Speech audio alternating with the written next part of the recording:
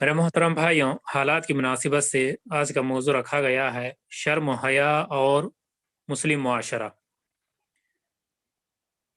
माशाल्लाह मौजू बहुत अहम है और इस मौजू पर ख़िताब करने के लिए हमारे दरमियान शेख बरकतुल्लाह मदनी हाफिज़ुल्लाह मौजूद हैं। अल्हम्दुलिल्लाह शेख मोहतरम ने कोई तारुफ़ के मोहताज नहीं है। अल्हम्दुलिल्लाह ये जीसी से शेख मोहतरम के कई दुरुस हुए हैं। तो बिला ताखिर अब मैं शेख मोहतरम को दावत सुकन देता हूँ कि वह आए और अपना मौजू शर्म व हया और मुस्लिम मुआशरा पर खिताब फरमाए। फ़ल तफ़द्दल शेख बरकतुल्लाह मदनी हाफिज़हुल्लाह मशकूरन व माजूरा। अस्सलामु अलैकुम व रहमतुल्लाहि व बरकातुहू। इन्नल हम्दुलिल्लाह नहमदुहु व नस्तईनुहु व नस्तगफिरुह व नऊज़ु बिल्लाहि मिन शुरूरि अनफुसिना व मिन सय्यिआति अमालिना। मन यहदिहिल्लाहु फला मुदिल्ल लहु व मन युद्लिल फला हादिय लहु व अशहदु अन ला इलाहा इल्लल्लाह वहदहु ला शरीका लहु व अशहदु अन्न मुहम्मदन अब्दुहु व रसूलुहु। अम्मा बअदु फ़इन्न खैरल हदीथि किताबुल्लाह व खैरल हदयि हदयु मुहम्मदिन सल्लल्लाहु अलैहि वसल्लम व शर्रल उमूरि मुहदसातुहा व कुल्लु मुहदसतिन बिदअह व कुल्लु बिदअतिन ज़लालह व कुल्लु ज़लालतिन फिन्नार। क़ाल अल्लाहु तबारक व तआला फ़िल क़ुरआनिल मजीद वल फ़ुरक़ानिल हमीद। अऊज़ु बिल्लाहि समीइल अलीम मिनश शैतानिर रजीम।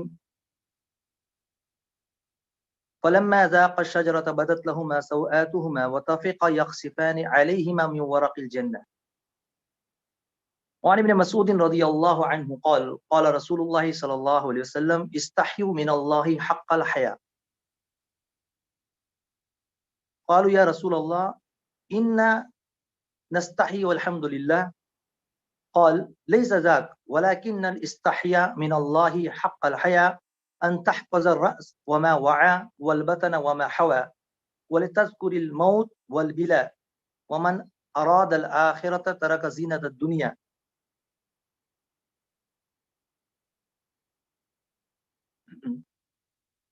वमन फ़अल ज़ालिक फ़क़द इस्तहया मिनल्लाहि हक़्क़ल हया।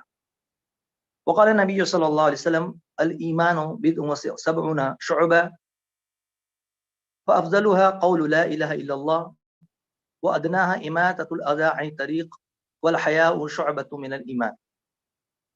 अख़रजहु मुस्लिम। सुब्हानक ला इल्म लना इल्ला मा अल्लमतना इन्नका अंतल अलीमुल हकीम। रब्बि इश्रह ली सदरी व यस्सिर ली अमरी वहलुल उक़दतम मिन लिसानी यफ़क़हू क़ौली। अल्लाहुम्मा अन्फ़अनी बिमा अल्लमतनी व अल्लिमनी मा यनफ़अनी व ज़िदनी इल्मा। सबसे पहले तमाम किस्म की हम्द व सना किबरियाई बड़ाई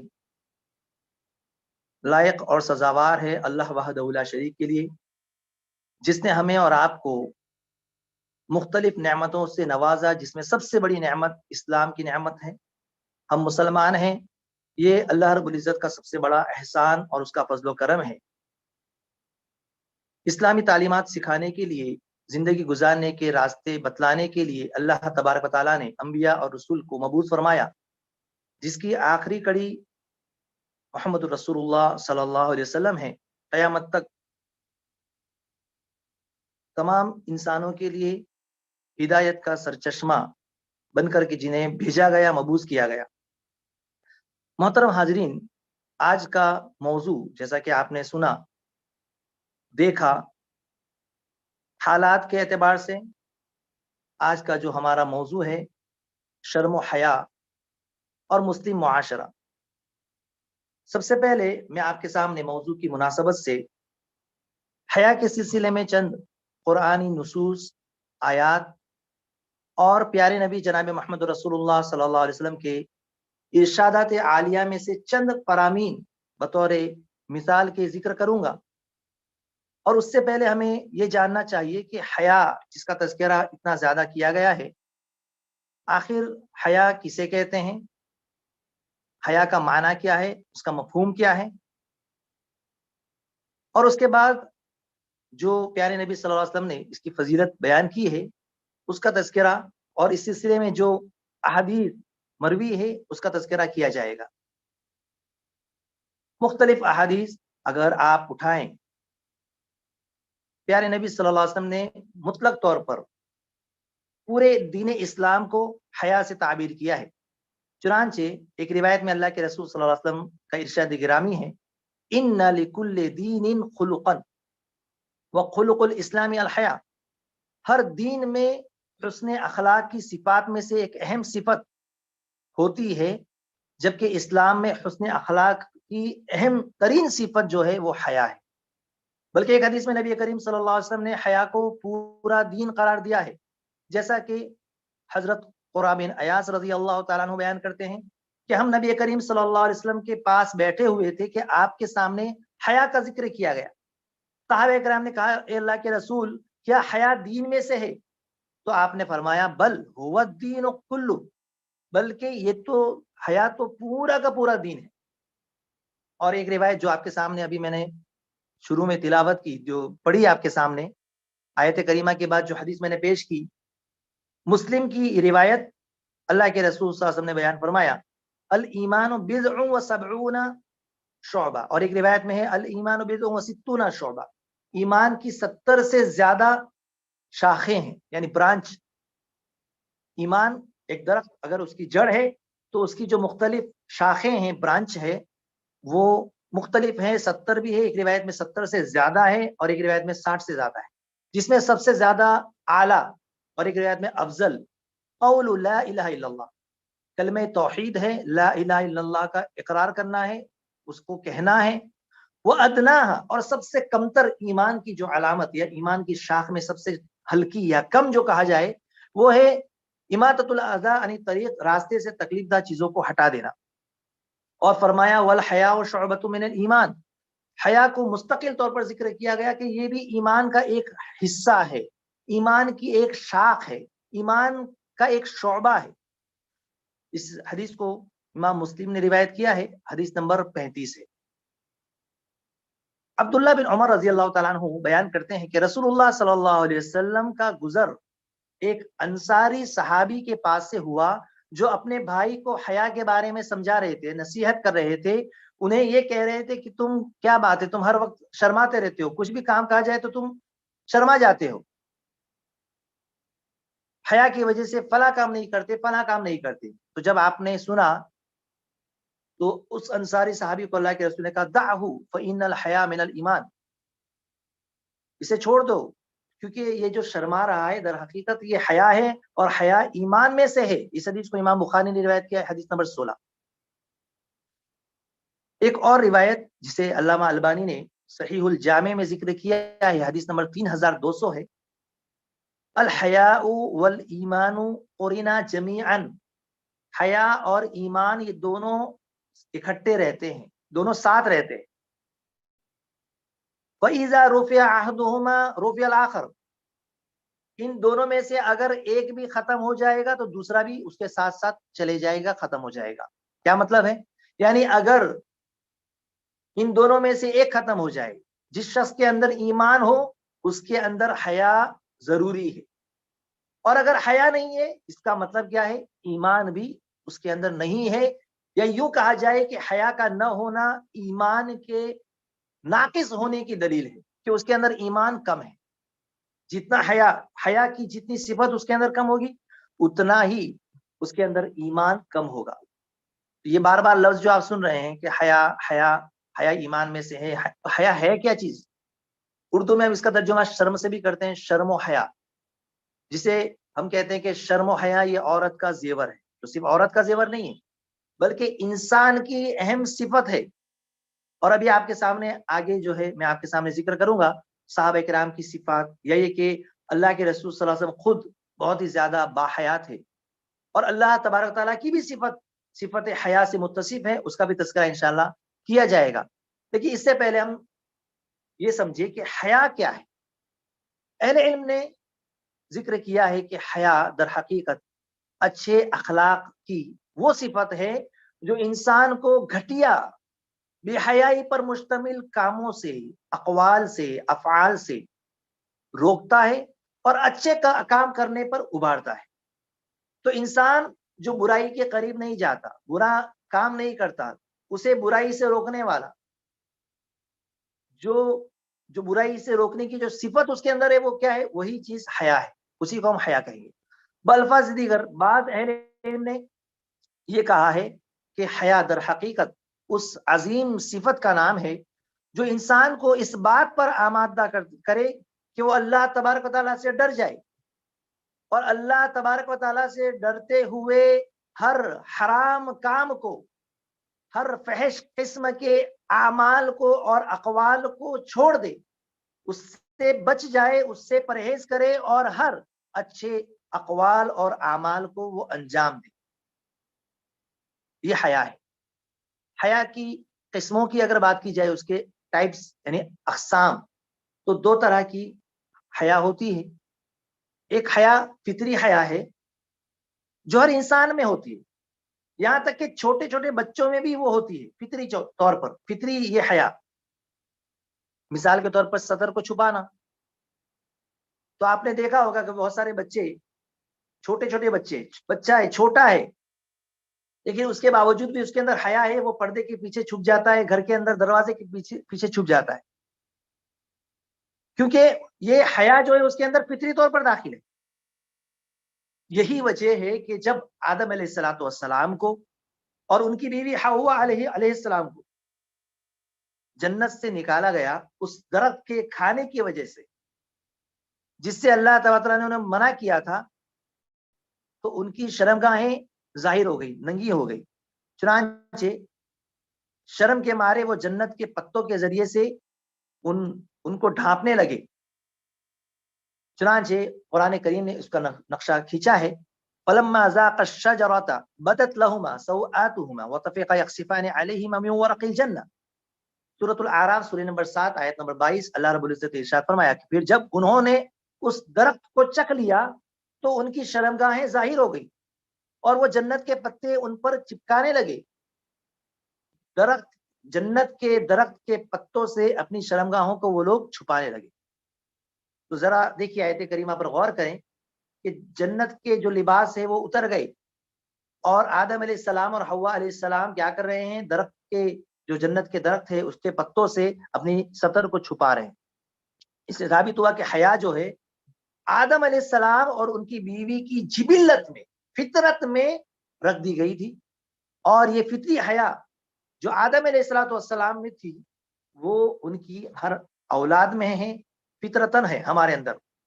یہ اور بات ہے کہ شیطان نے اسے جو ہے دھیرے دھیرے اس سے ہم کو دور کر دیا، اور انسان بے حیا ہوتے گیا کہ اب وہ لباس نہیں بھی پہنا تو اسے کچھ فرق نہیں پڑتا، یا اس کی اسے پرواہ نہیں ہے۔ یہ شیطانی کھیل ہے۔ جس طریقے سے شیطان نے آدم علیہ السلام کو جنتی لباس سے محروم کر دیا، لباس سے محروم کر دیا، اسی طریقے سے شیطان کا یہ ٹارگٹ ہے کہ آدم کی ہر اولاد سے اس لباس کو چھین لے اور اسے بے حیا کر دے، بے پردہ کر دے، بے شرم بنا دے۔ اسی طرح فطری حیا کے تعلق سے ایک اور روایت میں آپ کے سامنے ذکر کروں، جسے امام بخاری نے ذکر کیا ہے، حدیث نمبر 5136، اور اسی طریقے سے امام مسلم نے بھی روایت کیا ہے، حدیث نمبر 1419۔ نبی کریم صلی اللہ علیہ وسلم نے ذکر فرمایا، وَلَا تُنْكَحُ الْبِكْرُ حَتَّى تُسْتَأْذَنَ۔ باکرہ عورت سے یعنی کنواری جو لڑکی ہے اس کا نکاح اس وقت تک نہ کیا جائے جب تک کہ اس کی اجازت نہ لے لی جائے۔ تو صحابہ کرام نے پوچھا کہ اللہ کے رسول، وہ تو شرماتی ہیں، اس سے اگر ہم اجازت لینے جائیں گے تو وہ تو شرمائے گی، کچھ بول نہیں پائے گی، تو اس کی اجازت ہم کیسے لیں؟ تو آپ نے کیا فرمایا؟ ان تسکتا، کہ وہ خاموش ہو جائے، وہ خاموش رہے، یہی اس کی اجازت ہے، اور جو ہے مطلب کچھ بولے نہیں، شرم کے مارے چپ رہے، اعتراض نہ کرے، منع بھی نہ کرے، تو یہی خاموشی در حقیقت اجازت ہے۔ یہ بھی فطری حیا ہے جو ہر کنواری لڑکی کے اندر ہوتی ہے۔ تو یہ تو بات ہوئی فطری حیا کی۔ اب ہم بات کریں ایمانی حیا، دوسری قسم جو ہے وہ ایمانی حیا۔ ایمانی حیا کیا ہوتا ہے؟ ایمانی حیا سے مراد ہے انسان اللہ تبارک و تعالیٰ سے ڈرتے رہے، اور اللہ سے ڈرتے ہوئے ہر حرام کام سے اجتناب کرے، برائی سے اجتناب کرے۔ یہ حیا انسان کے اندر کیسے آتی ہے؟ کیسے انسان برائی سے بچے؟ کیسے انسان کے اندر ایمانی حیا بیدار ہو، پیدا ہو، اور وہ برائی سے بچ جائے؟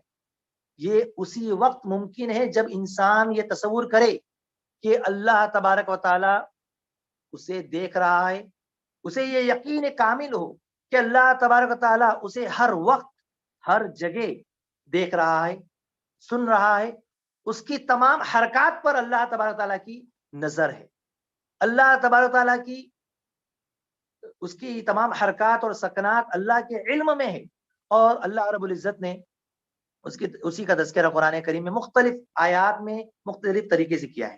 چنانچہ سورہ نساء سورہ نمبر 4 کی آیت نمبر 1 میں آخر میں اللہ رب العزت نے فرمایا ان اللہ کان علیکم رقیبا، اللہ تبارک تعالیٰ تمہارے اوپر نگراں ہے، تمہارا مراقبہ کیا ہوا ہے، تم اللہ رب العزت کی نگرانی میں ہو۔ جس طریقے سے کوئی نگراں ہوتا ہے اور اس کی نگرانی میں ہر کوئی ہوتا ہے تو اس سے ڈرتا ہے کہ میرا جو نگراں ہے اس کی نظر مجھ پر ہے، وہ مجھے دیکھ رہا ہے، تو کوئی غلط کام نہیں کرتا۔ اسی طریقے سے ایک آیت کریمہ میں اللہ رب العزت ارشاد فرمایا سورہ حجرات آیت نمبر 18 میں واللہ بصیر بما تعملون، اور اللہ رب العزت جو تم کچھ عمل کر رہے ہو دیکھ رہا ہے۔ سورہ حشر آیت نمبر 18 میں اللہ رب العزت نے فرمایا واللہ ان اللہ خبیر بما تعملون، جو کچھ تم عمل کرتے ہو یقیناً اللہ رب العزت پوری طرح اس سے باخبر ہے۔ بلکہ اللہ تبارک تعالیٰ تو آنکھوں کے اشاروں اور دلوں کے رازوں سے بھی واقف۔ سورۃ المومن سورہ نمبر 40 کی آیت نمبر 19 میں اللہ رب العزت نے ارشاد فرمایا یعلم خائنۃ الاعین وما تخفی الصدور، اللہ رب العزت جو ہے وہ تمہاری نظروں کی خیانت کو بھی جانتا ہے، اور ان مخفی باتوں کو بھی، چھپی ہوئی باتوں کو بھی جو تمہارے دلوں میں۔ تو ذرا ان آیات اور اس کے ترجمے پر غور کریں، چھوٹی چھوٹی آیت ہے، آیت کا آخری ٹکڑا میں آپ کے سامنے ذکر کر رہا ہوں۔ اگر انسان صرف ان آیات اور ان آیات کے ٹکڑوں پر، اس کے ترجمے پر غور کر لے، یہ احساس اس کے دل کے اندر پیدا ہو جائے کہ اللہ رب العزت مجھے دیکھ رہا ہے، اور اللہ کی نگرانی میں وہ ہے، اللہ کی نگہبانی میں ہے، اللہ جو کچھ وہ کر رہا ہے یا انسان یا ہم جو کچھ کر رہے ہیں، اللہ رب العزت اسے جانتا ہے، اس کی خبر رکھتا ہے۔ بلکہ ہم جو سوچتے ہیں نا دلوں کے اندر، ہمارے جو دلوں میں بھید ہے، جو ہمارا بھائی نہیں جانتا، جس کے بارے میں ہم سازش کرتے ہیں اپنے دل کے اندر کہ میں اس کے ساتھ ایسا کروں گا، وہ ہمارا بھائی نہیں جانتا، انجان ہے۔ لیکن یاد رکھیں کہ وہ علیم و خبیر، عرش پر مستوی جو رب ذوالجلال ہے وہ باخبر ہے، وہ جانتا ہے۔ وما تخفی الصدور، جو تمہارے سینوں کے اندر، دلوں کے اندر چھپا ہوا ہے، اس بھید کو بھی اللہ رب العزت جانتا ہے۔ اللہ رب العزت قریب ہے، وَلَقَدْ خَلَقْنَا الْإِنسَانَ وَنَعْلَمُ مَا تُوَسْوِسُ بِهِ نَفْسُهُ وَنَحْنُ أَقْرَبُ إِلَيْهِ مِنْ حَبْلِ الْوَرِيدِ۔ اللہ رب العزت نے ارشاد فرمایا سورہ قاف سورہ نمبر 50 کی آیت نمبر 16 میں کہ ہم نے انسان کو پیدا کیا، اور جو کچھ اس کے دل میں وسوسہ گزرتا ہے ہم تو اس سے بھی جانتے ہیں، اور ہم اس کی شہرت سے بھی زیادہ قریب ہیں۔ حاضرین گرامی، ان تمام آیت کریمہ کو ذکر کرنے کا یہاں پر مقصد جو ہے یہ ہے کہ جو اللہ رب العزت ہمارے اعمال سے باخبر ہیں، ہمیں ہر جگہ دیکھ رہا ہے، ہر جگہ ہمیں سن رہا ہے، جو انتہائی قریب ہے، جو شہرت سے بھی زیادہ قریب ہے، جو ہمارے دلوں کے اندر چھپے ہوئے رازوں کو بھی جانتا ہے، جو ہماری آنکھوں کے اشاروں تک کو بھی جانتا ہے، ہمیں اس سے حیا کرنی چاہیے کہ نہیں کرنی چاہیے؟ اس سے ڈرتے رہنا چاہیے یا نہیں ڈرتے رہنا چاہیے؟ اور اس سے ڈر کر کے گناہوں سے اجتناب کرنا چاہیے۔ یہ احساس اگر ہمارے دلوں کے اندر پیدا ہو جاتا ہے تو ہم بچتے ہیں۔ اور انہی باتوں کو پیارے نبی صلی اللہ علیہ وسلم نے بڑے ہی اچھے انداز میں حدیث میں ذکر کیا، جو خطبہ مسنونہ کے بعد میں نے آپ کے سامنے ابتدا میں جو روایت پیش کی ہے، امام ترمذی نے اس حدیث کو ذکر کیا ہے۔ حدیث نمبر جو ہے 2458 ہے، 2458 2458۔ عبداللہ بن مسعود رضی اللہ تعالیٰ عنہ حدیث کے راوی ہیں، وہ بیان کرتے ہیں، عبداللہ بن مسعود بیان کرتے ہیں کہ رسول اللہ صلی اللہ علیہ وسلم نے ایک مرتبہ ارشاد فرمایا استحیو من اللہ حق الحیا، اللہ سے اس طرح حیا کرو جس طریقے سے حیا کرنے کا حق ہے، کما حقہ، اللہ سے شرم کرو، اللہ سے حیا کرو، عبداللہ بن مسعود کہتے کہ ہم نے عرض کیا، صحابہ کرام نے عرض کیا کہ یا رسول اللہ انا نستحی والحمد للہ، ہم اللہ سے حیا کرتے ہیں اللہ کے رسول، الحمدللہ اس پر ہم اللہ کا شکر بھی ادا کرتے ہیں، اللہ کا شکر ہے کہ ہم حیا کرتے ہیں، ہم باحیا ہیں۔ تو آپ نے فرمایا کہ لیس ذاک، میری مراد یہ نہیں ہے، ولكن الاستحياء من الله حق الحياء ان تحفظ الرأس وما وعى والبطن وما حوى ولتذكر الموت والبلا ومن اراد الآخرة ترك زينة الدنيا فمن فعل ذلك فقد استحيا من الله حق الحياء۔ اللہ کے رسول صلی اللہ علیہ وسلم نے جو مقصود ہے اللہ سے حیا کرنے کا، اس مقصود کو واضح کیا، اس مفہوم کو واضح کیا کہ اللہ سے حیا کرنے کا مقصد کیا ہے، اس سے مراد کیا ہے، کما حق ہو حیا کرنے کا۔ اللہ کے رسول نے فرمایا کہ تم اپنے سر اور اسی طرح سر میں جو چیزیں ہیں، سر میں کیا کیا چیزیں ہیں، سر میں کان ہے، آنکھیں ہیں، ہمارا منہ ہے، ہماری زبان ہے، تم اپنے سر کی حفاظت کرو، اور ان تحفظ الراس وما وعى، جو کچھ اس میں ہے، اپنے آنکھوں کی حفاظت کرو، اپنی زبان کی حفاظت کرو، اپنے کانوں کی حفاظت کرو، یعنی آنکھوں سے ان تمام چیزوں کو دیکھنے سے بچو جو اللہ کو ناراض کرنے والی ہے، زبان سے ان باتوں کو کہنے سے بچو جو اللہ کو ناراض کرنے والی ہے، کانوں سے ان چیزوں کو سننے سے بچو جو اللہ کے غضب کو دعوت دینے والی ہے۔ تو اپنے سر کی حفاظت کرو۔ پھر فرمایا والبطن وما حوا، اسی طریقے سے اپنے پیٹ کی حفاظت کرو اور جو کچھ اس میں ہے۔ کیا مطلب ہے؟ اپنے پیٹ میں حرام لقمہ پہنچنے سے، کوئی ایک حرام لقمہ اپنے پیٹ کے اندر پہنچ جائے، اس سے تم اپنے آپ کی حفاظت کرو، یعنی حرام کمائی سے اپنے آپ کو بچاؤ۔ اور اسی طرح اس کے ارد گرد کیا ہے، اس کے ارد گرد شرمگاہ ہے، تو اپنے شرمگاہ کی حفاظت کرو۔ اور اسی طریقے سے آگے فرمایا موت کو یاد کرو، اور اسی طریقے سے والبلا والموت ولتذکر الموت والبلا، موت کو اور قبر میں بوسیدگی کو، کہ انسان مر جائے گا تو مرنے کے بعد کہاں جائے گا؟ مرنے کے بعد قبر میں جائے گا، بوسیدہ ہو جائے گا، اس بوسیدگی کو یاد کرو کہ مرنا ہے، یہ ہمارا حسن و جمال، یہ ہمارا مال، یہ سرسبز و شادابی جو زندگی کی ہمیں نظر آ رہی ہے، سب کے سب ختم ہونے والی ہے۔ بے حیا بن کر کے فحش کاموں میں آج جو انسان مبتلا ہے، اگر یہ احساس اس کے دل کے اندر پیدا ہو جائے، اس کے دل کے اندر، تو یقیناً وہ اللہ کے کا جو حیا کا جو حق ہے وہ ادا کرے گا۔ اور آگے اللہ کے رسول نے فرمایا کہ جو آخرت کو چاہتا ہے، ومن اراد الآخرت ترک زینت الدنیا، جو آخرت کو چاہتا ہے وہ دنیاوی زیب و زینت کو چھوڑ۔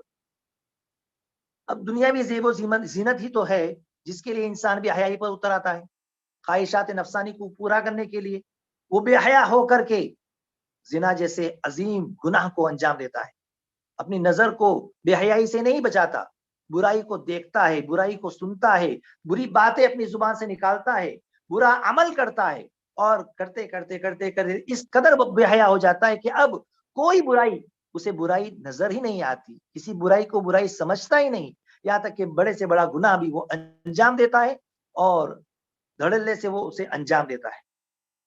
کسی بڑے شریف کی نہ اسے عزت کا خیال ہے کہ کوئی بڑا شخص اسے دیکھ رہا ہے، نہ اپنے گھر میں والدین کی عزت کا اسے پاس و لحاظ ہے، نہ قوم اور سماج اور سوسائٹی اور معاشرے کے اندر اسے جو ہے اپنی بے عزتی کا کوئی احساس ہے۔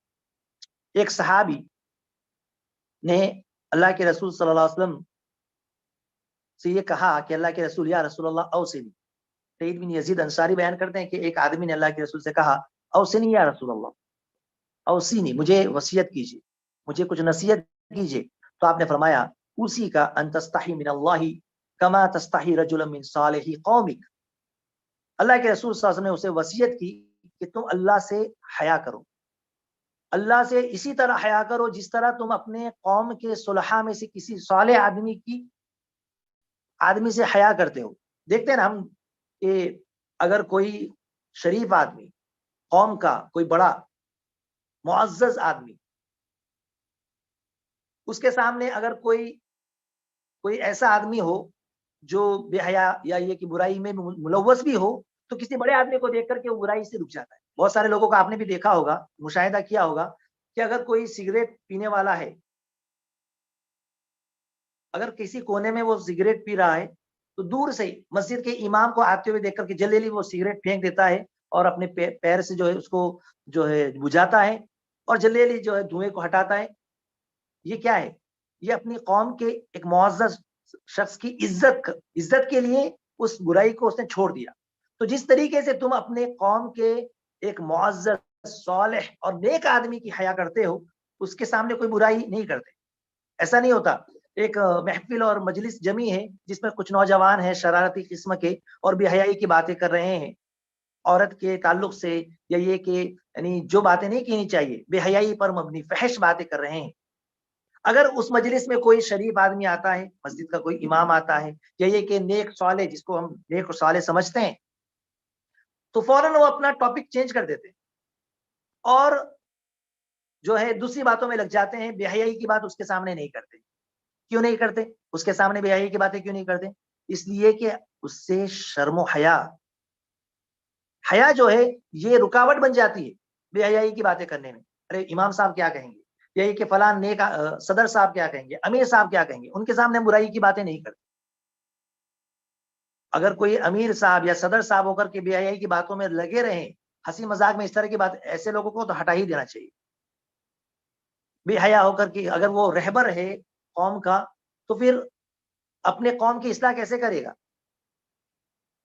اللہ کے رسول صلی اللہ علیہ وسلم کی اس فرمان پر غور کریں کہ جس طریقے سے تم اپنی قوم کے صلحاء کسی نیک آدمی سے شرم و حیا کرتے ہوئے برائی کو چھوڑ دیتے ہو، اسی طریقے سے تمہیں اللہ سے شرم و حیا کرنی چاہیے.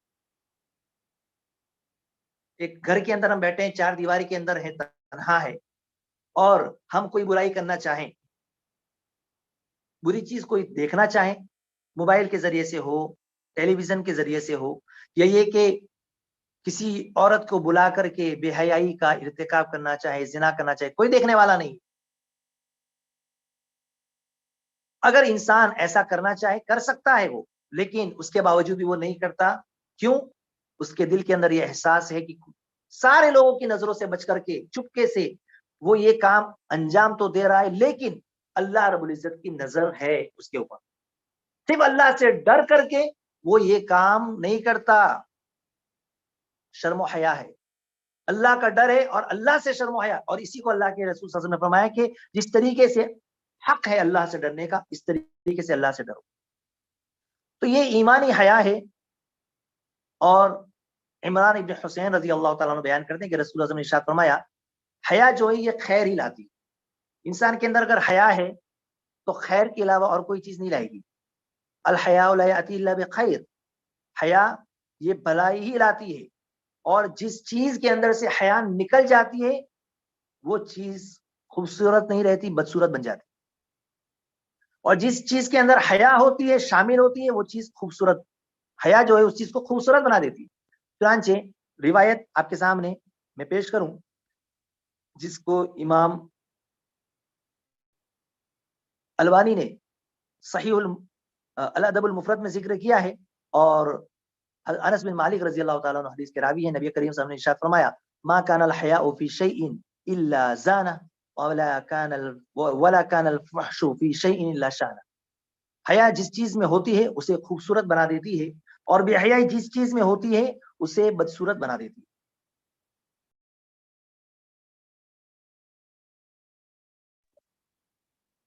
سامعین اور خاص طور پر پردہ نشین میری مائیں اور بہنیں جو میری آواز کو سن رہی ہیں، یہ حیا بہت ہی عظیم صفت ہے. ایک صحابی اشج عبد القیس سے مخاطب ہو کر کے اللہ کے رسول نے انہیں بیان فرمایا کہ یا اشج عبد القیس،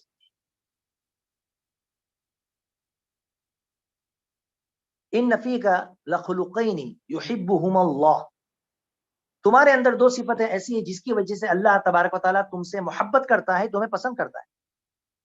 وہ دو صفتیں اللہ کے اس نے بیان فرمائی، الحلم والحیاء، بردباری، صبر، تحمل، بہت بڑی چیز ہے، تحمل برداشت کرنا، برداشت کرنا، تحمل کرنا، حلم بردباری، اور دوسرا حیا شرم۔ تو جس شخص کے اندر، جس انسان کے اندر، جس مرد کے اندر، جس عورت کے اندر حیا ہے، اللہ رب العزت اسے پسند کرتا ہے۔ تو ہم اور آپ اور ہم میں سے جو بھی اس صفت سے متصف ہے، اسے خوش ہونا چاہیے کہ وہ صفت ہے جسے اللہ رب العزت پسند کرتا ہے۔ اور کیوں پسند نہ کریں جبکہ اللہ رب العزت خود اس صفت سے متصف ہے۔ چنانچہ ایک روایت میں اللہ کے رسول صلی اللہ علیہ وسلم نے ارشاد فرمایا، سنن ابی داؤد کی روایت ہے، حدیث نمبر 4014 ہے، 4014، ان اللہ حی ستیر یحب الحیاء والستر وَإِذَا اغْتَسَلَ أَحَدُكُمْ فَلْيَسْتَتِرْ۔ یا علا بن امیہ رضی اللہ تعالیٰ عنہ بیان کرتے ہیں کہ رسول اللہ صلی اللہ علیہ وسلم نے ایک آدمی کو دیکھا جو کھلے میدان میں غسل کر رہا تھا، تو اللہ کے رسول صلی اللہ علیہ وسلم نے ان الفاظ سے اسے مخاطب کیا کہ بے شک اللہ تبارک تعالیٰ انتہائی باحیا ہے، بہت ہی زیادہ پردہ ڈالنے والا ہے۔ حیا اور پردہ ڈالنے کی حیا کو اللہ رب العزت پسند فرماتا ہے، لہٰذا جب تم میں سے کوئی غسل کرے تو اسے چاہیے کہ وہ پردے میں غسل کرے، پردہ ڈال لے، یا یہ کہ پھر حمام میں یا ایسی جگہ پر غسل کرے جہاں اسے کوئی دیکھ نہ پائے۔ تو یہ معلوم یہ ہوا کہ اللہ رب العزت کی صفت حیا ہے۔ اور ایک روایت جس کو امام ترمذی نے روایت کیا ہے، اور اسی طریقے سے امام ابو داؤد نے بھی روایت کیا ہے، اور اسی طریقے سے امام ابن ماجہ نے بھی روایت کیا ہے۔ علامہ البانی نے اس حدیث کو صحیح کہا ہے، ترمذی میں حدیث نمبر 3556 ہے، 3556۔ اسی طریقے سے ابو داؤد میں حدیث نمبر 1488 ہے، 1488۔ حدیث کے الفاظ ملاحظہ فرمائیں، ان اللہ حی، ان اللہ حی کریم یستحی اذا رفع الرجل الیہ یدیہ ان یردہما صفرا خالیتین خائبتین۔ بے شک اللہ تبارک تعالیٰ بہت ہی زیادہ حیا کرنے والا، نہایت ہی زیادہ کریم، مہربان ہے۔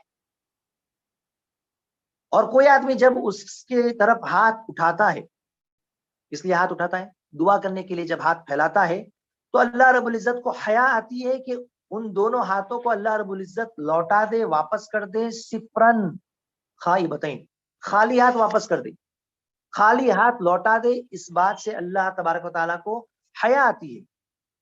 تو معلوم یہ ہوا کہ صفت حیا اللہ رب العزت کی بھی صفت ہے، اور اسی طریقے سے پیارے نبی جناب محمد رسول اللہ صلی اللہ علیہ وسلم کی بھی صفت ہے، صفت حیا۔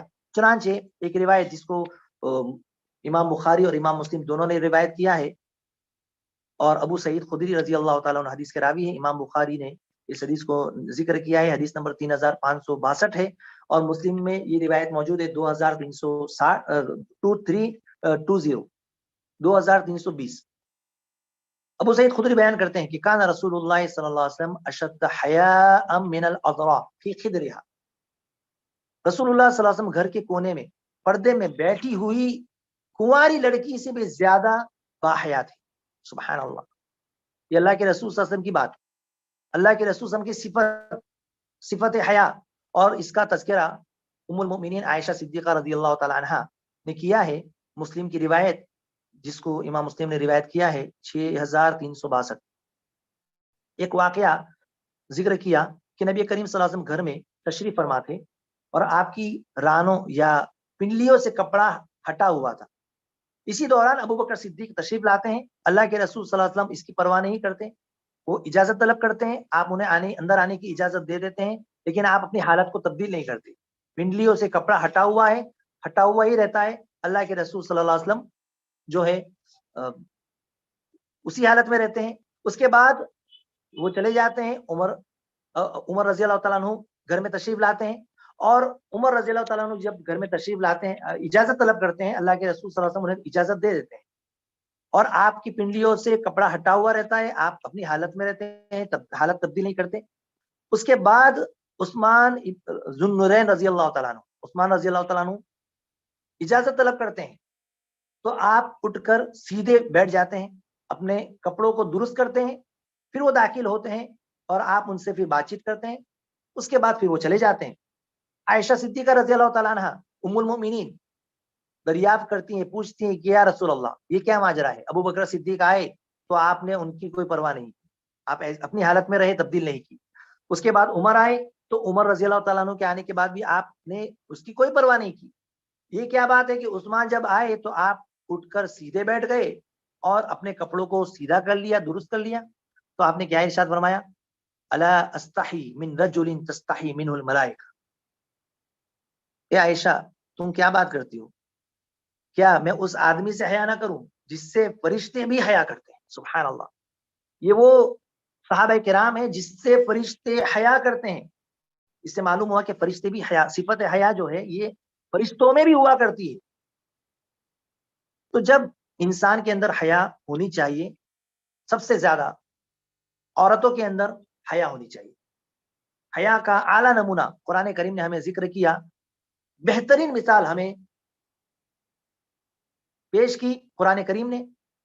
واقعے کی تفصیل میں نہیں جاؤں گا، قرآن کریم سورۃ القصص سورہ نمبر 28 کی آیت نمبر 23 اور 24 پڑھیے آپ، اور اس کے بعد جو مضمون ہے وہاں سے 28 آیت نمبر 28 تک اللہ رب العزت کا ارشاد ہے وَلَمَّا وَرَدَ مَاءَ مَدْيَنَ وَجَدَ عَلَيْهِ أُمَّةٌ مِّنَ النَّاسِ يَسْقُونَ وَوَجَدَ مِن دُونِهِمْ امْرَأَتَيْنِ تَذُودَانِ قَالَ مَا خَطْبُكُمَا قَالَتَا لَا نَسْقِي حَتَّى يُصْدِرَ الرِّعَاءُ وَأَبُونَا شَيْخٌ كَبِيرٌ۔ واقعہ تفصیل ہے، میں تفصیل میں نہیں جاؤں گا۔ موسیٰ علیہ الصلوۃ والسلام جب مصر سے آتے ہیں اور مدین میں آتے ہیں اور آ کر کے ایک درخت کے نیچے جب بیٹھتے ہیں تو دو عورتوں کو دیکھتے ہیں کہ وہ علیحدہ ہیں، اور جو ہے قوم کے جو لوگ ہیں وہ لوگ پانی پلا رہے ہیں۔ جب وہ لوگ ہٹ جاتے ہیں تو اس کے بعد یہ دو عورتیں اپنے جو ہے بکریوں کو پانی پلانے کے لیے کنویں کے پاس کھڑی ہیں۔ پتھر ہٹانے کا معاملہ آتا ہے، بہت بڑا جو کنویں کے اوپر ہوتا ہے، اور ان کی موسیٰ علیہ الصلوۃ والسلام ان کی مدد کرتے ہیں۔ اس کے بعد یہ عورتیں اپنے گھر چلی جاتی ہیں۔ موسیٰ علیہ الصلوۃ والسلام درخت کے نیچے آ کر کے بیٹھ جاتے ہیں، اپنے رب سے دعا کرتے ہیں، قال رب انی لما انزلت الی من خیر فقیر۔ اور اس کے بعد جو ہے جب یہ پورا واقعہ یہ دونوں لڑکیاں جا کر کے اپنے والد محترم جو کہ ایک نبی ہے شعیب علیہ الصلوۃ والسلام ان کو سناتی ہے تو وہ انہیں دوبارہ بلاتے ہیں۔ تو جب وہ واپس آتی ہے اور لڑکیاں جب یہ موسیٰ علیہ الصلوۃ والسلام کو بلانے کے لیے آتی ہے تو اس کا نقشہ قرآن کریم نے کھینچا ہے کچھ اس طریقے سے وجاءت احداهما تمشي على استحياء قالت ان ابي يدعوك ليجزيك اجر ما سقيت لنا فلما جاءه وقص عليه القصص قال لا تخف نجوت من القوم الظالمين۔ سورۃ القصص سورہ نمبر 28 کی آیت نمبر 25 ہے۔ ان میں سے ایک لڑکی شرماتی ہوئی آئی اور کہا کہ آپ نے ہماری بکریوں کو جو پانی پلایا ہے تو میرے والد محترم آپ کو بلا رہے ہیں تاکہ آپ کو اس کا اجر دے، اس کا بدلہ دے، اس کا صلہ دے۔ پھر جب وہ اس کے پاس آئے اور اپنا حال بیان کیا، پورا قصہ سنایا، تو انہوں نے کہا کہ تم ایک ظالم قوم سے نجات پا گئے، اور اس کے بعد وہ شادی کی پیشکش کرتے ہیں۔ واقعہ تفصیل ہے، لیکن کہنے کا مقصد یہ ہے کہ حیا جو ان خواتین کے اندر تھی۔ اسی طریقے سے صحابیات، یہ قرآن کریم نے نقشہ کھینچا ہے حیا کا کہ عورت، حیا جو ہے یہ عورتوں کا زیور ہے، آج سے نہیں بلکہ پہلی قوموں کے اندر بھی یہ چیز رہی ہے، اور اس کے بعد آپ دیکھیے سابقہ قوموں کے اندر بھی یہ چیز رہی ہے۔ صحابیات کے اندر تو حیا اس قدر تھی، سبحان اللہ، میں کیا واقعہ آپ کے سامنے بیان کروں۔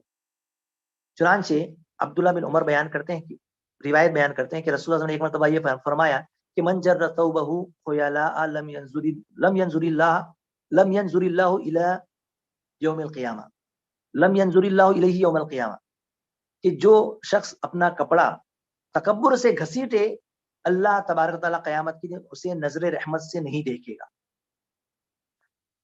یہ بات سن کر کے، اس حدیث کو سن کر کے ام سلمہ رضی اللہ تعالیٰ عنہ بیان کرتی ہے کہ فَكَيْفَ يَصْنَعْنَ النِّسَاءُ بِذُيُولِهِنَّ، یا رسول اللہ عورتیں کیا کریں، عورتیں اپنے چادروں کے کناروں کا کیا کریں، عورتوں کا تو کپڑا گھسیٹتے ہوئے جاتے ہیں۔ تو آپ نے فرمایا یرخینا شبرن، ایک بالش تک لٹکا لیا کرے. تو ام سلمہ نے کیا کہا معلوم؟ انہوں نے کہا اذن تنکشف اقدامہن، تب تو ان کے قدم ظاہر ہو جائیں گے. اگر ایک بالش اگر لٹکائیں گے تو چلتے وقت ان کے قدم ظاہر ہو جائیں گے. ام سلمہ رضی اللہ تعالیٰ عنہ کو یہ بات گوارا نہیں ہے کہ ان کے قدم ظاہر ہوں اور مرد ان کے قدموں کو دیکھیں. تو اللہ کے رسول صلی اللہ علیہ وسلم نے انہیں ایک ہاتھ تک لٹکانے کی اجازت دی اور کہا کہ اس سے زیادہ نہیں. اس حدیث کو امام ترمذی نے روایت کیا ہے، حدیث نمبر 1731، اور علامہ البانی نے اسے صحیح کہا ہے. اسی طریقے سے وہ مشہور اور معروف روایت جس کو عبداللہ بن عباس رضی اللہ تعالیٰ عنہ نے روایت کیا ہے اور طویل روایت ہے، امام بخاری نے اسے ذکر کیا ہے. عطا ابن ابی رباح جو حضرت عبداللہ بن عباس رضی اللہ تعالیٰ عنہ کے ایک شاگرد تھے، بیان کرتے ہیں کہ ایک مرتبہ عبداللہ بن عباس نے ان سے کہا کہ کیا میں تمہیں ایک جنتی خاتون کو نہ دکھلاتا؟ میں نے کہا کیوں نہیں؟ تو انہوں نے فرمایا کہ یہ جو کالے رنگ کی عورت ہے، یہ جو کالی عورت ہے، یہ عورت جنتی عورت ہے. یہ جو کالے رنگ کی عورت ہے، کالی عورت ہے، یہ جنتی عورت. ایک مرتبہ رسول اللہ صلی اللہ علیہ وسلم کی خدمت میں حاضر ہوئی اور کہنے لگی کہ یا رسول اللہ، مجھے مرگی کا دورہ پڑتا ہے جس سے میں بے پردہ ہو جاتی ہوں، لہٰذا آپ اللہ تبارک و تعالیٰ سے میرے لیے دعا کیجیے. تو آپ نے فرمایا ان شئتی صبرتی ولک الجنہ وان شئتی دعوت اللہ ان یعافیک. سبحان اللہ. الفاظ پر غور کریں. اللہ کے رسول نے انہیں چوائس دی دو باتوں کی. اگر تم چاہو تو تم صبر کرو، اس کے بدلے میں تمہارے لیے جنت. ان شئتی صبرتی ولک الجنہ. اگر تم اس بیماری پر صبر کرو تو اس بیماری پر صبر کرنے کے بدلے میں تمہارے لیے جنت ہے. اور اگر تم چاہو تو میں دعا کر دیتا ہوں اللہ تبارک و تعالیٰ تمہیں عافیت عطا فرما دے، شفا دے دے. تو اس عورت نے جنت کو چنا. اس نے کہا میں صبر کروں گی، اللہ کے رسول میں صبر کروں گی.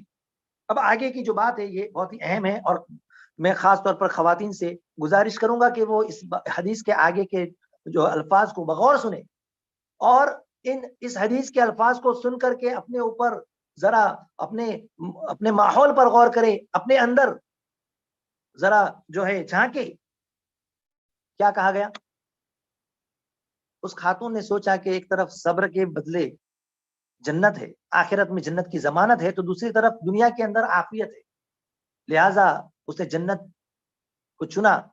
لیکن اس نے یہ درخواست کی کہ اللہ کے رسول میں صبر تو کروں گی، صبر ہی کرتی ہوں، لیکن تاہم مرگی کے دورے کے بدلے میں بے پردہ ہو جاتی ہوں جس سے مردوں کی نظر مجھ پہ پڑتی. لہٰذا آپ یہ دعا کر دیجئے کہ کم از کم اس بیماری کے وقت میں بے پردہ نہ ہو جاؤں. عورت جس کو کہا گیا حدیث میں لفظ، ابتدائی لفظ پہ غور کیا آپ نے؟ کالی عورت، امراتن سودا، خوبصورت نہیں ہے. کالی عورت صفت بھی ذکر کی گئی لیکن پھر بھی اسے فکر ہے کہ میں بے پردہ نہ ہو جاؤں. آج وہ عورتیں جو اپنے حسن کی نمائش کرتی ہیں، جو چاہتی ہیں کہ مرد انہیں دیکھیں اور اس کے لیے وہ اپنے حسن و جمال کی نمائش کرتی ہے، بے حیائی کا مظاہرہ کرتی ہے، باہر نکلتی ہے خوشبو لگا کر کے، عطر لگا کر کے، مردوں کو اپنی طرف مائل کرنے والی عورتیں. میرے بھائیوں، میرے دوستوں، میری مائیں اور بہنیں، وہ ذرا اپنا جائزہ لیں. ایک طرف اس عظیم خاتون کی کو بیماری کی حالت میں بے پردہ ہونا برداشت نہیں تھا، جائے کہ وہ عافیت کی حالت میں، صحت کی حالت میں بے پردہ ہو. آج بے پردہ ہو کر کے جو عورتیں گھر سے نکلتی ہیں اور مردوں کے سامنے جو اپنی نمائش کرتی ہے، یہ عام بات ہو گئی ہے. خاص طور پر میں ذکر کرنا چاہوں گا آج کے حالات، کیونکہ ٹاپک کا جو ایک ٹکڑا تو شرم و حیا ہے اور ہم نے وقت جو ہے اپنے اختتام کی طرف جا رہا ہے. آخر میں چند باتیں میں ذکر کروں گا بے حیائی کی طرف. شروع میں جو آیت کریمہ بھی ہم نے سنی ہے کہ وہ لوگ جو یہ چاہتے ہیں کہ لوگوں کے اندر بے حیائی کو عام کر دیا جائے، پھیلا دیا جائے، قرآن کریم نے تو حکم کیا دیا ہے، سورہ نور کی آیت کریمہ سورہ نمبر 24 آیت نمبر 19 جس کی تلاوت ابتدا میں جو کی گئی، درس کے ابتدا میں آغاز میں، ان الذین یحبون ان تشیع الفاحشۃ فی الذین آمنوا لهم عذاب علیم فی الدنیا والآخرہ واللہ یعلم وانتم لا تعلمون۔ سورہ نور آیت نمبر سورہ نمبر 24 کی آیت نمبر 19۔ اللہ رب العزت نے ارشاد فرمایا جو لوگ یہ چاہتے ہیں کہ ایمان والوں میں بے حیائی کی اشاعت ہو جائے، عام ہو جائے، ان کے لیے دنیا میں بھی المناک عذاب ہے، دنیا میں بھی خطرناک عذاب ہے، اور آخرت میں بھی دردناک عذاب ہے، اور اس کے نتائج کو اللہ ہی جانتا ہے، اور اللہ تبارک تعالیٰ جانتا ہے، تم نہیں جانتے۔ اب وہ لوگ جو سوشل میڈیا کے ذریعے سے، موبائل کے ذریعے سے، یوٹیوب کے ذریعے سے، ٹک ٹاک کے ذریعے سے اور مختلف ذرائع ابلاغ کے ذریعے سے فحاشی کو فروغ دے رہے ہیں، عام کر رہے ہیں، چھوٹے چھوٹے بچے بچیاں ٹک ٹاک بنا رہے ہیں، چھوٹے چھوٹے 10 سال 12 سال 15 سال کی جو بچیاں ہیں، ان کے لڑکیوں کے اسکول کے اندر کالج کے اندر بوائے فرینڈ ہیں، اور اس پر وہ فخر کرتی ہیں۔ اور اب جو مہینہ آنے والا ہے بے حیائی کا، 14 تاریخ کا، ویلنٹائن ڈے کے نام سے جسے جو ہے لوگ مناتے ہیں، اور سرخ گلاب، سرخ عید کہا جاتا ہے، یا نہ جانے کیا کیا اس کو جو ہے نام دیا جاتا ہے، جس میں گلاب کا اور گلدستوں کا تبادلہ کیا جاتا ہے، اور اس کے بعد کارڈ کا اور نہ جانے کیا کیا جو ہے فحاشی کا ارتکاب ان دنوں میں کیا جاتا ہے، اور اس کے لیے لڑکیاں تیار ہو رہی ہیں، اس دن کا آنے کا انتظار کر رہی ہے، پھر اس رات کے اندر، صرف ایک رات میں نہ جانے کتنی جگہوں پر لڑکیاں اپنے بوائے فرینڈ کے ساتھ، نامحرم کے ساتھ، اپنے عاشق کے ساتھ ناجائز تعلقات قائم کرتے ہیں، زنا کاری اور بدکاری کرتے ہیں۔ میرے بھائیوں، میرے دوستوں، اللہ کا عذاب پھر آئے گا کہ نہیں آئے گا؟ حدیث کے اندر کیا کہا گیا؟ حدیث میں کیا کہا گیا؟ دنیا، قرآن کریم کی جو آیت کریمہ، عذاب علیم فی الدنیا والآخرہ، دنیا میں بھی دردناک عذاب اور آخرت میں بھی دردناک عذاب ہے۔ تو یہ جو کورونا کے نام سے، یا کچھ بھی نام آپ لے لیجئے، یہ جو بیماریاں ہیں، یہ بیماری جو نازل ہو رہی ہے، یہ سب کے سب بے حیائی کا نتیجہ ہے۔ زناکاری کے اڈے جو عام ہوئے ہیں، وہ خواتین جو بازاروں میں گھوم پھر کر کے اور لباس، برہنہ لباس پہن کر کے جو مردوں کو اپنی طرف بلا رہی ہے، یہ جہنم میں جانے والی ہے۔ جنت میں جانا تو دور کی بات ہے، جنت کی خوشبو بھی نہیں پائے گی۔ پیارے نبی صلی اللہ علیہ وسلم نے واضح طور پہ ارشاد فرمایا، عورت کا اصل گھر کیا ہے، اصل مقام کیا ہے؟ وقرن فی بیوتکن ولا تبرجن تبرج الجاہلیۃ الاولی، اپنے گھروں کے اندر ٹھہری رہو اور زمانے جاہلیت کی عورتوں کی طرح بے پردہ ہو کر کے نہ نکلو۔ اور اسی طریقے سے اللہ کے رسول صلی اللہ علیہ وسلم نے فرمایا کہ المرأۃ عورۃ، عورت سراپا پردہ ہے، حجاب ہے، اسے تو پردے میں رہنا چاہیے۔ فَإِذَا خَرَجَتْ اسْتَشْرَفَهَا الشَّيْطَانُ، جب وہ نکلتی ہے تو شیطان اس کی طاق میں رہتا ہے۔ وَأَقْرَبُ مَا تَكُونُ مِنْ رَحْمَةِ رَبِّهَا وَهِيَ فِي قَعْرِ بَيْتِهَا، وہ اللہ کی رحمت سے سب سے زیادہ قریب اس وقت ہوتی ہے جب وہ اپنے گھر کے اندر ٹھہری ہوتی ہے۔ لیکن آج عورتوں کو اپنے گھر میں قرار ہی نہیں ہے، چین ہی نہیں ہے، رشتہ داروں کو ملنے کے نام پر یا اسکول کالج جانے کے نام پر وہ فحاشی کو عام کر رہی ہے، اور نہ والدین کو فکر ہے کہ وہ ہماری بچی کس کے پاس جا رہی ہے، کس سے مل رہی ہے۔ کبھی ہم نے اپنے بچوں کے فون کو لے کر کے چیک نہیں کیا کہ ان کے دوست کون ہیں، وہ کس سے مل رہی ہے۔ اگر وہ، یہ فیشن ہو چکا ہے اور اسے عار نہیں سمجھا جاتا۔ شادی بیاہ کے موقع پر، شادی میں اور جو تقریبات ہوتی ہے، ولیمے کے تقریبات ہو، یا کہ شادی کے جو فنکشن ہو، شادی ہال میں آپ دیکھ لیجئے کس طریقے سے بے حیائی کا مظاہرہ کیا جاتا ہے۔ اس پر نہ باپ کو شرم ہے، نہ بھائی کو، کہ اس کی بہن کو اتنے سارے لوگ دیکھ رہے ہیں۔ غیرت ختم ہو چکی ہے، ہماری غیرت ختم ہو چکی ہے، اور یقیناً ایسا شخص جس کی بہن، جس کی بیوی، جس کی ماں، یا جس کی جو بچیاں بے حیائی کا مظاہرہ کرتے ہوئے کھلے عام اگر باہر جاتی ہیں، للچائی نظروں سے مرد ان کو دیکھتے ہیں، ایسا شخص دیوس ہے اور اس کے اوپر جنت حرام ہے۔ اسی طریقے سے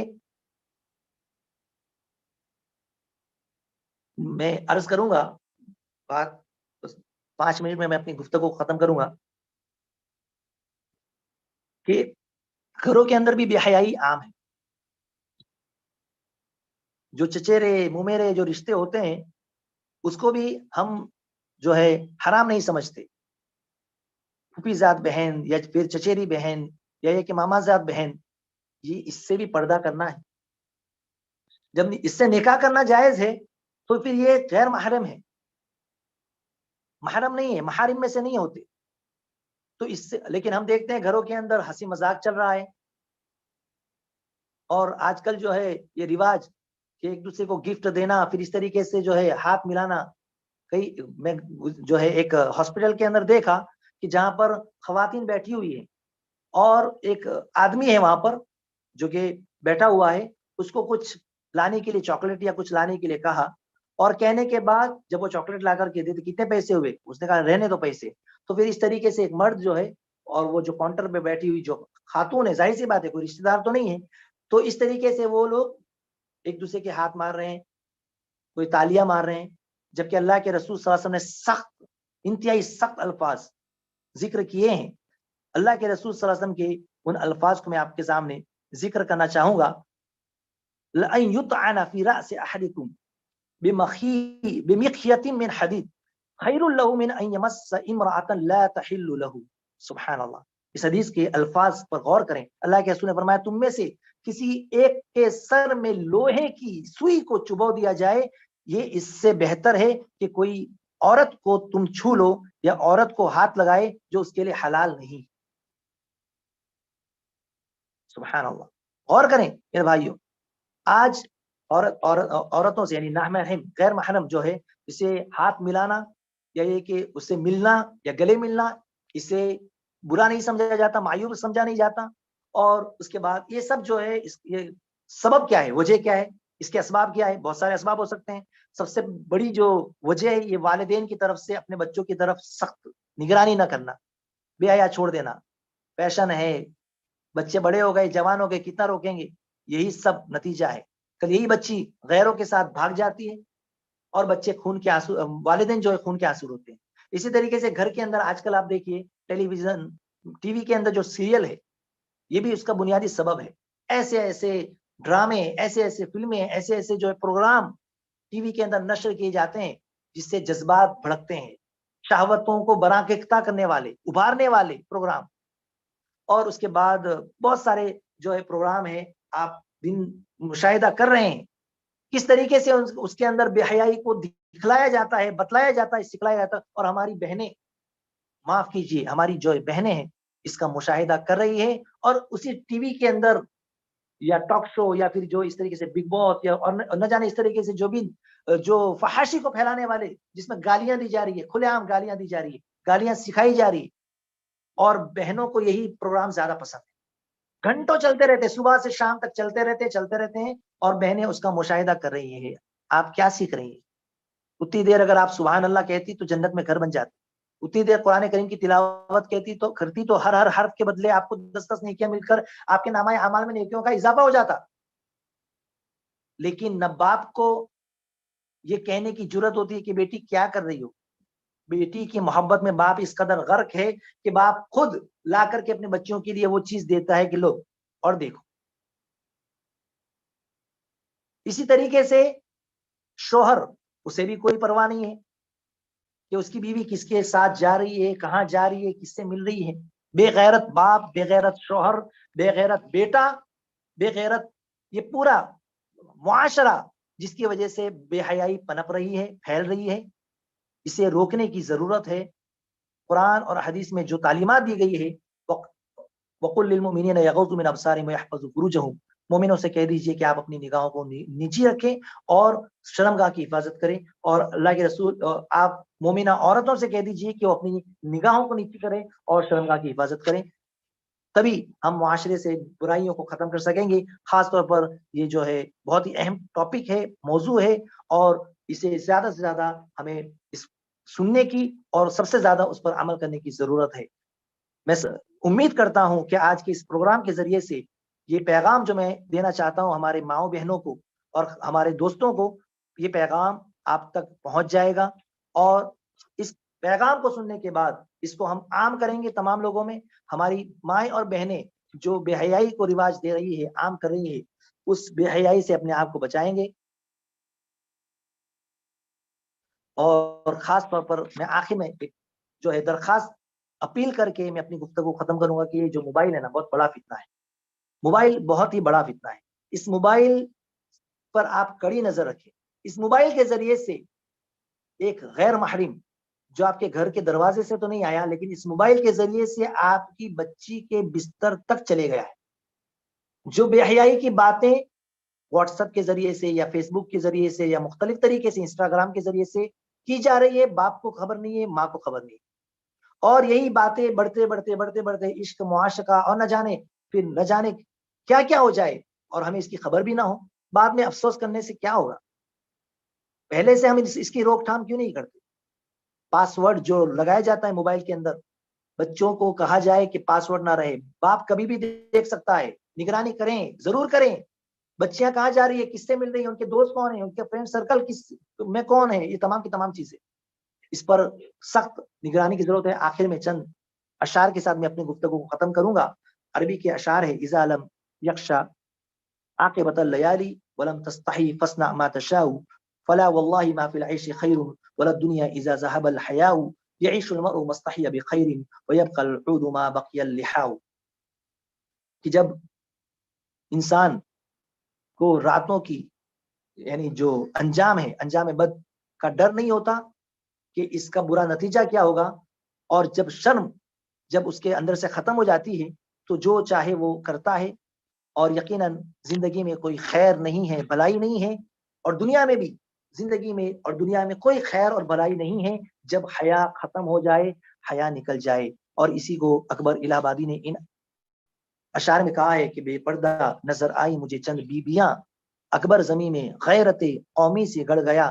پوچھا جو ان سے آپ کا پردہ وہ کیا ہوا، کہنے لگی کہ عقل کے مردوں پہ پڑ گیا. اللہ سے دعا ہے کہ اللہ تبارک تعالی ہمیں ایک صاف ستھرے ماحول میں زندگی گزارنے کی توفیق عطا فرمائے. ایک مسلم معاشرہ جو جیسے با حیا ہونا چاہیے، جس کے اندر اسلامی اقدار کو پنپنا چاہیے، اسلامی تعلیمات پر عمل ہونا چاہیے. اللہ رب العزت ہمیں بے حیائی اور برائی سے بچائے اور ہمارے معاشرے کو تمام قسم کی بے حیائی اور گندگی سے پاک اور صاف کرے. ہماری بچیوں کی عزت و آبرو کی حفاظت کریں اور ہمیں اسلام کی تعلیمات پر مکمل طور پر عمل کرنے کی توفیق عطا فرمائے. آمین. وما علینا الا البلاغ المبین. والسلام علیکم ورحمۃ اللہ وبرکاتہ. آمین اللہم آمین. وعلیکم السلام ورحمۃ اللہ وبرکاتہ. جزاکم اللہ خیرہ، بارک اللہ فیک، نفع اللہ بک الاسلام والمسلمین. انشاءاللہ یہ تھے فضیلت الشیخ برکت اللہ محمدی مدنی حفظہ اللہ آپ کے سامنے شرم و حیا اور مسلم معاشرہ اس موضوع پر قرآن و حدیث کی روشنی میں مدلل خطاب فرما رہے تھے، اور معاشرے میں اس کو لے کر کیا کیا خامیاں ہیں اس پر بھی شیخ محترم نے نظر ڈال رہے تھے. اللہ تعالیٰ شیخ کی علم میں، عمر میں، عمل صالح میں، اہل و عیال میں برکتوں سے نوازے. مزید اللہ تعالیٰ دینی خدمات شیخ محترم سے اور ہم سب سے لیتا رہے. شیخ کی اگر اجازت ہو تو کچھ سوالیں اگر ٹاپک سے ریلیٹڈ یا کوئی اور سوال ہے تو انشاءاللہ بھائی ہینڈ ریز کر سکتے ہیں، انشاءاللہ شیخ محترم اس کا جواب دیں گے.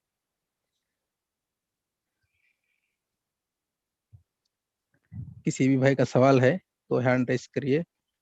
مبارک علی خان بھائی اپنے پاس سے انمیوٹ کر کے سوال پوچھ سکتے ہیں.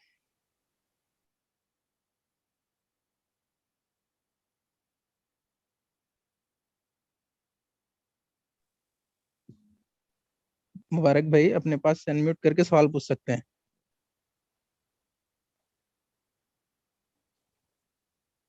آواز آ رہی میری؟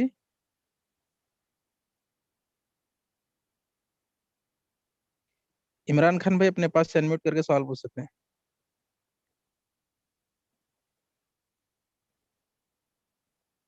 عمران خان بھائی. شیخ میری آواز آ رہی شیخ؟ ہاں آپ کی آواز تو آ رہی ہے مجھے، لیکن جو سائل ہے عمران بھائی کی آواز نہیں آ رہی ہے. اگر آواز نہیں آ رہی ہے اور میری آواز اگر آپ سن سکتے ہیں تو لکھ کر کے بھی پوچھ سکتے ہیں سوال. جی میں سمجھ رہا ہوں میری آواز شاید نہیں آ رہی، بلکہ میں نہیں آپ کی آ رہی ہے.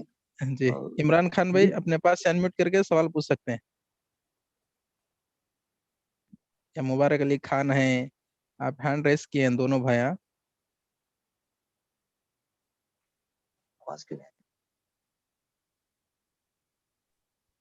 السلام علیکم ورحمۃ اللہ وبرکاتہ. وعلیکم السلام ورحمۃ اللہ وبرکاتہ. جی شیخ. بارک اللہ فیکم شیخ, ماشاء اللہ بہت اچھا درس آپ کا. شیخ جزاک آپ اللہ. کے درس کے تعلق سے میرا سوال تھا. جی شیخ. ایک عورت بغیر عذر کے اگر خلا لے لی تو اس کا اسلام میں کیا سزا ہے؟ جو ہے ایک روایت میں اس طرح ہے, جو اپنے شوہر سے بغیر وجہ کے طلاق کا مطالبہ کرتی ہے تو اس کے اوپر جنت کی خوشبو حرام ہے, یا وہ عورت جنت میں داخل نہیں ہوگی. حدیث کے جو الفاظ اس طریقے سے ہے, حوالہ مجھے ذہن میں بالضبط نہیں ہے, لیکن حدیث ہے. تو بغیر عذر کے, عذر یعنی کوئی وجہ نہ ہو, بغیر سبب کے جو ہے طلاق یا خلا کا مطالبہ کرنا یقیناً یہ چیز اچھی نہیں ہے. البتہ اگر کوئی معقول وجہ ہے تو وہ مطالبہ کرتا. اگر شوہر اس کے حقوق ادا نہیں کر رہے ہیں, چاہے وہ مالی حقوق ہو یا جسمانی حقوق ہو, اور عورت کو اس کا جو ہے اس کی خواہش ہے جسمانی حقوق ہو یا مالی حقوق ہو, اگر وہ کسی طرح ادا کرنے سے قاصر ہے تو عورت کسی سبب سے مطالبہ کر سکتی ہے طلاق کا, یا یہ کہ جو ہے خلا کا, یا یہ کہ شوہر جو ہے نماز نہیں پڑھتا یا شرک میں مبتلا ہے, یا یہ کہ کوئی بھی یعنی شرعی طور پر جو بھی رکاوٹ ہے, لیکن بغیر عذر کے یا بغیر کسی وجہ کے یا بغیر سبب کے طلاق کا مطالبہ کرنا یقیناً یہ جو ہے جائز نہیں ہے. جی. عذر بولے اب وہ بنا عذر جی شیخ تھوڑی بات پوری مکمل نہیں ہوئی. اگر کوئی وجہ بولے بنا اگر عورت خلے نامہ میں نام لکھ دی تو شوہر کے اوپر کوئی گناہ ہے؟ ظاہر سی بات ہے کہ خلا تو عورت نے لیا ہے تو شوہر کے اوپر کوئی گناہ نہیں ہے. البتہ وہ پوچھ سکتا ہے ان کے رشتہ داروں سے کیا وجہ ہے کیا نہیں, یا پھر کچھ ڈائریکٹلی. تو ظاہر سی بات ہے کہ بغیر کچھ وجہ کے تو خلا نہیں ہوگا. کچھ نہ کچھ ہو سکتا ہے کہ شوہر کی نظر میں وجہ نہ ہو لیکن بیوی کی نظر میں وجہ ہو, تو اس کے لیے جو ہے بات کلیئر کرنا ضروری ہے کہ معاملہ کیا ہے, شوہر کی کون سی بات اس کو ناپسند ہے. جیسا کہ ایک صحابیہ کا قصہ یا واقعہ جیسا کہ ہے کہ انہوں نے کہا کہ میں اپنے شوہر کے اخلاق میں یا دین کے معاملے میں کوئی جو ہے عذر نہیں رکھتی, لیکن میں جو ہے رہنا نہیں چاہتی, اور اس کے بعد وہ خلا لے لیتی ہے. کچھ ایسی چیزیں ہوتی ہیں جو بیان کرنا نہیں چاہتی, ہو سکتا ہے جزاک اللہ خیر یعنی شیخ. شریف ہو, لیکن اس کے باوجود بھی جیسے کہ میں نے بتایا کہ کسی نہ کسی اعتبار سے اس کا آپ یا جو بھی ہیں انہیں چاہیے کہ وہ اسے پوچھے اپنی بیوی سے, یا اگر بیوی بات کرنے کے لیے راضی نہیں ہے تو ان کے گھر والوں سے پوچھے کہ کیا وجہ ہے. اور ظاہر سی بات ہے کہ اگر شوہر ہر چیز کر رہا ہے, اس کے حقوق ادا کرنے کے باوجود بھی اگر وہ ایسا کر رہی ہے تو یہ یقیناً غلط ہے. جی جزاک اللہ خیر شیخ. جی ہاں وہی. بہت اور شکریہ. مبارک صاحب کچھ پوچھ رہے ہیں. جی میں مبارک ہوں. جی شیخ. شیخ چھاٹ میں ایک بھائی سوال کریں شیخ, عورت جب تک گھر میں ہے اللہ کی رحمت رہتی, اگر عورت دفتر کرے تو اس کے بارے میں بتائیے, یہ کیا ہے اللہ رحمت؟ اگر عورت دفتر کرے تو کیا ہے شیخ؟ جی اس جاب کا سوال پوچھ رہے ہیں سر. ورک کرے تو, اچھا ورک. اگر عورت ورک کرے تو دیکھیے اس کے بارے میں کیا ہے؟ جی اس سلسلے میں تھوڑا تفصیل ہے, میں تھوڑا اس سلسلے میں مختصر یہ ہے کہ عورت کے لیے اصل حکم کیا ہے کہ وہ گھر میں رہے.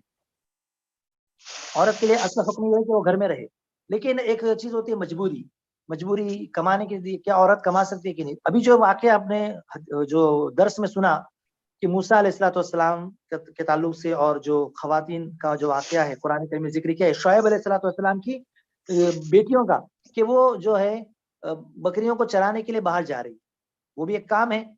اس کی وجہ یہاں وہ ابونا شیخ کبیر, ان کے والد بہت بوڑھے ہو چکے ہیں. تو ہمارے معاشرے کے اندر اس طرح کی بہت ساری خواتین ہیں جن کی کچھ نہ کچھ مجبوریاں ہیں. ہو سکتا ہے شوہر کا انتقال ہو گیا, بیوہ ہو چکی ہیں, یہ کہ والد معذور ہیں, بوڑھے ہو چکے ہیں, اب کاروبار سنبھالنا ہے, عورت کو کام کرنا ہے. تو ایسی صورت میں اس کے چند حدود ہیں, قیود ہیں. ایک عورت بحیثیت ٹیچر ایک کسی اسکول میں جا کر کے تدریس کر سکتی ہے, پڑھا سکتی ہے, کسی مدرسے میں پڑھا سکتی ہے, لیکن وہاں پر جو شرائط ہے, اختلاط مرد و زن, یہ انتہائی خطرناک معاملہ ہے. یعنی مرد سے خلط ملط نہ ہو, جیسا کہ میں نے ابھی آپ کو بتایا کہ کس طریقے سے جو ہے مطلب ہاسپٹل کے اندر, جبکہ میں اپنی اہلیہ کو لے جا کر کے جو ہے چیک اپ کے لیے جب گئے تو وہاں بڑا ہاسپٹل ہے, وہاں پر خواتین بھی بیٹھی ہیں, مرد بھی ہے, ایک ہنسی مذاق کا ماحول ہے, اور کوئی بھی مطلب کوئی آر نہیں ہے, شرم نہیں ہے, اور آپس میں ہنسی مذاق کریں, تو یہ بہت بڑے فتنے کو دعوت. ہنسی مذاق کی شروعات ہوتی ہے اور اس کے بعد آدمی دھیرے دھیرے بے پرواہ ہو جاتا ہے, پھر اس سے ہنسی مذاق ہوتی ہے, اور دھیرے یہی چیز جو ہے انسان کو آگے لے جاتی ہے, یعنی زنا تک بھی لے جاتی ہے. تو اگر اتنے بڑے فتنے سے بچنا ہے تو سب سے پہلے تو یہ کہ عورت کو گھر سے باہر نہ نکلنے دیا جائے, اسے گھر میں ہی رکھا جائے. شوہر کے اوپر ذمہ داری ہے گھر کی, عورت کے اوپر نہیں ہے.